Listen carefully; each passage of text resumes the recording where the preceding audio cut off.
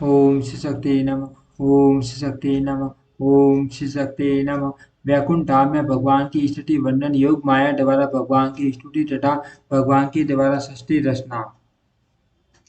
श्री महादेव जी कहते हैं, पार्वती त्रिपाण विभूति के असंख्य लोक बतलाए गए हैं। वे सब के सब शुद्ध सत्व में ब्रह्मानंद में सुख से परिपूर्ण नित्य निर्विकार हे गुणों से रहित हिन्य में शुद्ध कोटि सूर्यों के समान प्रकाशमान वेद में दिव्य तथा काम क्रोध आदि से रहित है। भगवान नारायण के शरण कमलों की भक्ति में ही रस लेने वाले पुरुष उनमें निवास करते हैं। वहाँ निरंतर सामगान की सुखदायिनी ध्वनि होती रहती है। वे सभी लोग उपनिषद स्वरूप वेद में तेज से युक्त तथा वेद स्वरूप स्त्री पुरुषों से भरे हैं। वे वेद के ही रस से भरे हुए स्वरूप उनकी शोभा बढ़ाते हैं। श्रुति स्मृति और पुराण आदि उन लोगों के स्वरूप हैं। उनमें दिव्य वृक्ष भी सुशोभित होते हैं। उनके विश्व विख्यात स्वरूप का पूरा पूरा वर्णन मुझसे नहीं हो सकता। विरजा और परम व्योम के बीच का जो स्थान का नाम केवल वही अव्यक्त ब्रह्म के उपासकों के उपभोग में आता है। वह आत्मानंद का सुख प्रदान करने वाला है। उस स्थान को केवल परम पद निश्रेय निर्वाण कैवल्य और मोक्ष कहते हैं। जो महात्मा भगवान लक्ष्मीपति के शरणों की भक्ति और सेवा के रस का उपयोग करके पुष्ट हुए हैं, वे महान सौभाग्यशाली भगवत सारण सेवक पुरुष श्री विष्णु के परम धाम में जाते हैं। जो ब्रह्मानंद प्रदान करने वाले उसका नाम है वैकुंठ धाम। वह अनेक जनपदों से व्याप्त है। यदि उसी में निवास करते हैं। वह रतन में प्रकारों विमानों तथा मणिमय महलों से सुशोभित है। उस धाम भाग में दिव्य नगरी है जो अयोध्या कहलाती है तथा जो चंद्रवारियों और ऊंचे दरवाजों से घिरी है। उनमें मणियों तथा शिरवनों के चित्र बने हैं। उस अयोध्यापुरी के चार दरवाजे हैं तथा ऊंचे ऊंचे गोपुर उसकी शोभा बढ़ाते हैं। चंड आदि द्वारपाल और कुमुद आदि दिक्पाल उसकी रक्षा में रहते हैं। पूर्व के दरवाजे पर चंड और प्रसन्न, दक्षिण द्वार पर भद्र और सुभद्र, पश्चिम द्वार पर जय और विजय तथा उत्तर के दरवाजे पर दाता विधाता नामक द्वारपाल रहते हैं। कुमुदाक्ष पुंडरीक्ष वामन शंकु कर्ण सर्वनिंद्र सुमुख और सुप्रतिष्ठित ये उस नगरी के दिक्पाल बताए गए हैं। पार्वती उस पुरी में कोटि कोटि अग्नि के समान तेजोमय ग्रहों की पंक्तियां शोभा पाती हैं। उनमें तरुण अवस्था वाले दिव्य नर नारी निवास करते हैं। पुरी के मध्य भाग में भगवान का मनोहर अंतमपुर है जो मणियों के प्रकाश से युक्त और सुंदर गोपुर रस से सुशोभित है। उसमें भी अनेक अच्छे अच्छे ग्रह विमान और प्रासाद हैं। देवी और स्त्रियां सब ओर से उस अंतमपुर की शोभा बढ़ाती हैं। उसके बीच में एक दिव्य मंडप है जो राजा का खास स्थान है। उसमें बड़े बड़े उत्सव होते रहते हैं। वह मंडप रत्नों का बना है तथा उसमें माने के हजारों खंभे लगे हैं। वह दिव्य मोतियों से व्याप्त तथा सामगान से सुशोभित रहता है। मंडप के मध्य भाग में एक रमणीय सिंहासन है जो सर्व वेद स्वरूप और शुभ है। वेद में धर्मादि देवता उस सिंहासन सद को सदा घेरे रहते हैं। धर्म ज्ञान ऐश्वर्य और वैराग्य तथा तर्क वेद यजुर्वेद सामवेद तथा अर्थवेद वे मूर्तिगण होकर उस सिंहासन के चारों ओर खड़े रहते हैं। शक्ति आधा शक्ति श्री शक्ति सदाशिवा शक्ति तथा धर्मादि देवताओं की शक्तियां भी वहां उपस्थित रहती हैं। सिंहासन के मध्य भाग में अग्नि सूर्य और चंद्रमा निवास करते हैं। कुंभ कश्यप नागराज अनंत या वासुकी तीनों वेदों के स्वामी गरुड़ चंड और संपूर्ण मंत्र ये उसमें पीठ रूप धारण करके रहते हैं।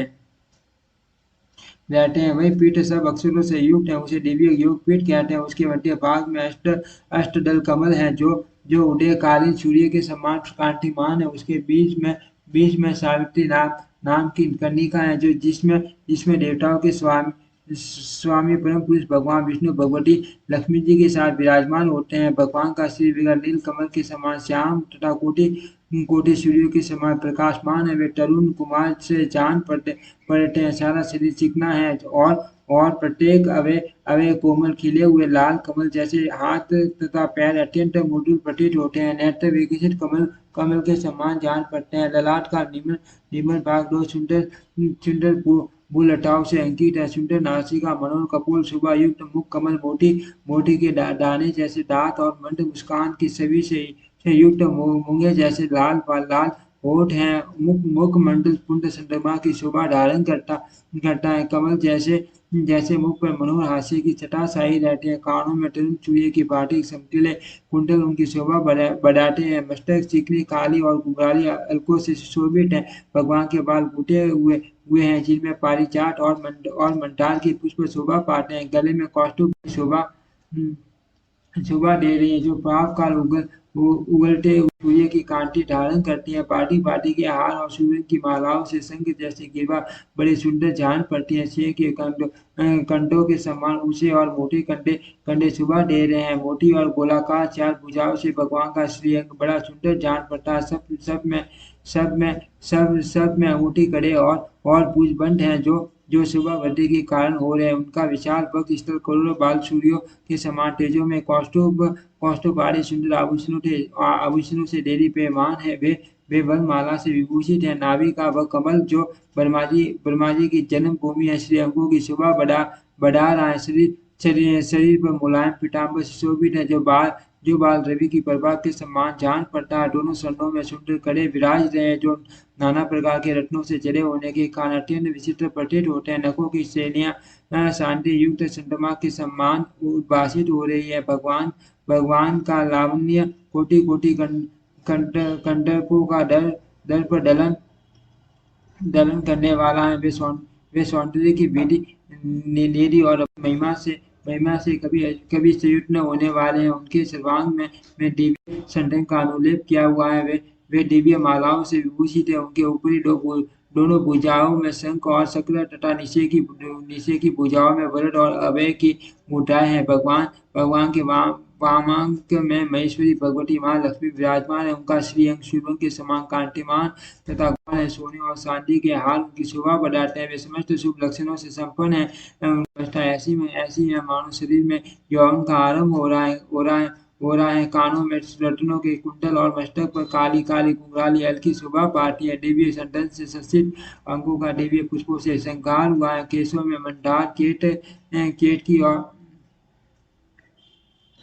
की और चमेली के फूल बूटे हुए हैं। सुंदर सुंदर बॉय मनोहर नासिका और शोभायमान कटी भाग है। पूर्ण चंद्रमा के समान मनोरमुख कमल पर मंद मुस्कान की छटा छा रही है। बाल रवि के समान चमकीले कुंडल कानों की शोभा बढ़ा रहे हैं। टपाए हुए सूर्यों के समान शरीर की कांति और आभूषण है। चार हाथ हैं जो सूर्य के कमलों से भूषित है। पार्टी पार्टी के विशिष्ट रत्नों से युक्त सूर्य में कमलों की माला, हार, केयूर, कड़े और अंगूठियों से श्री देवी सुशोभित है। उनके दो हाथों में दो कमल और शेष दो हाथों में मातुलंक, बिजौरा और जानबूझ धतूरा शोभा पा रहे हैं। इस प्रकार कभी विलग्न होने वाले माँ लक्ष्मी के साथ महेश्वर भगवान विष्णु सनातन परम व्योम में चानन विराजमान रहते हैं। उनके दोनों पास में भूदेवी और लीला देवी बैठी रहती हैं। आठों दिशाओं में अष्टदल कमल के एक डुल पर कर्मश विमला आदि शक्तियां सुशोभित होती है।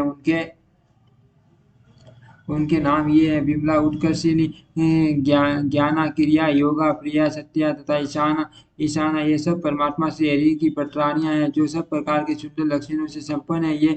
ये अपने हाथों में चंद्रमा के समान श्वेत वन के दिव्य शबद लेकर उनके द्वारा सेवा करते हुए अपने पति श्री हरि को आनंदित करती है।